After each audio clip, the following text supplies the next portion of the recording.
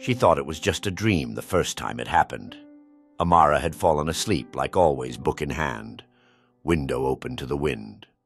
She drifted off around midnight, lulled by the rustling trees and the distant howl of wolves across the hills. But when she opened her eyes, she was no longer in her bedroom. She stood barefoot in a field of pale blue grass under twin moons. The sky shimmered with slow-turning constellations that pulsed like heartbeats. A voice came from behind her, light, musical, female. "You're late." Amara turned and found a girl about her age standing there, dressed in a gown of living leaves. "I'm sorry," Amara said, confused. The girl tilted her head. "You're the last dreamwalker. The gate won't hold much longer." Then the world blurred, twisted, and Amara woke up. In the morning, everything seemed normal again.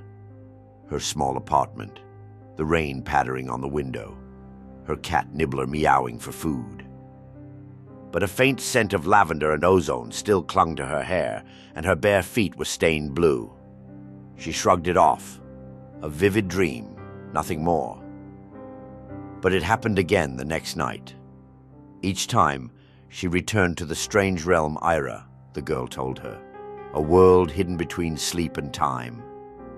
Aira was unraveling, its skies dimming, its stars flickering out.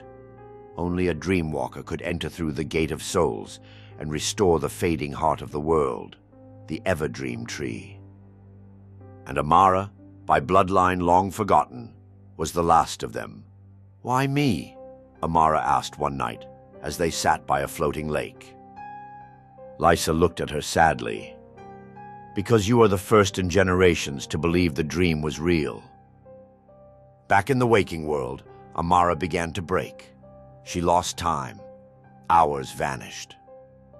Her friends noticed the change. Tired eyes, distant stares, scribbled symbols in notebooks she didn't remember writing. Doctors gave her pills. But pills can't kill a dream that is alive.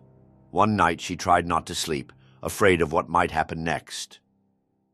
She drank coffee, paced, sang aloud, but her body gave out, and when she closed her eyes, only this time, something followed her through. The creature was called a Valen, a memory eater. It crawled into her apartment, unseen to others, hiding in the corners of mirrors and behind the noise of electronics. It whispered doubts into her ear, made her forget names, forget days, and it began to rot the boundary between Aira and Earth. Reality shimmered like a curtain in the wind. "The gate is collapsing," she gasped. Lysa appeared in the waking world 2 nights later, bleeding starlight, barely coherent. "You must return now. The Valen are feeding." Amara didn't argue this time. She lay down, gripped Lisa's hand, and let the sleep take her. The world she returned to was in chaos. The skies were crimson, the moons cracked in half. Creatures born of forgotten thoughts rampaged across the hills of Aira, hunting the last of the Guardians. Enoch was gone, reduced to a broken mirror. The flame twins had merged into a dying sun. Only Lysa remained. They made their way to the Everdream Tree. It was hollowed out, its trunk scorched. At its roots, a figure cloaked in shadows, the Forgotten King, cast out of dream long ago for trying to bind it to his will. "You shouldn't exist," he told Amara as she stepped forward. "Neither should you," she replied. He struck her with a blade made from the bones of collapsed stars. She blocked it with her starlight sword. Sparks of raw memory flew in every direction. Lysa screamed and lunged at the king, holding him back. "Now, Amara!" Amara touched the heart of the tree. It pulsed once, then again. And then it exploded. Light radiated throughout Aira, filling every corner with renewed hope and vitality as the Everdream Tree began its miraculous recovery. The shadows that once threatened the dream world dissolved into nothingness, leaving behind a realm reborn.